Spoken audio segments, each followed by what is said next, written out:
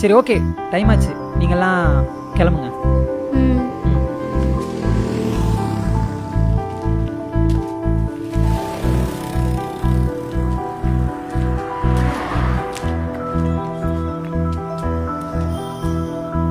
ஸ்னேகா, ம். நீ அழுதது இன்னைக்கு தான் லாஸ்ட்டாக இருக்கணும், புரியுதா? ம். ட்ரை பண்ணுறேன். ம் ம். பாய். ம்.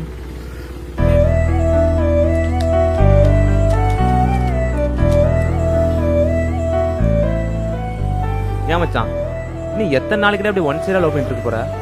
பேசாம போய் சொல்லிட வேண்டியதானே அவகிட்ட? இல்லைடா, அவன் நல்ல ஒரு ஃப்ரெண்டாக தான் பார்க்குறான்.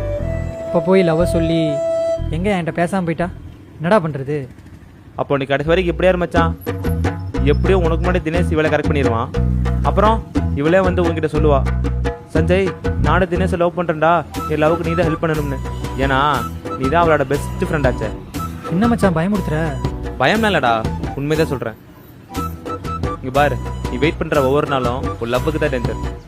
அந்த தினேஷ் பையன் ஸ்னேகிட்ட ப்ரப்போஸ் பண்ணுறதுக்கு முன்னாடி நீ போய் பண்ணிடு, அதுதான் உனக்கு நல்லது.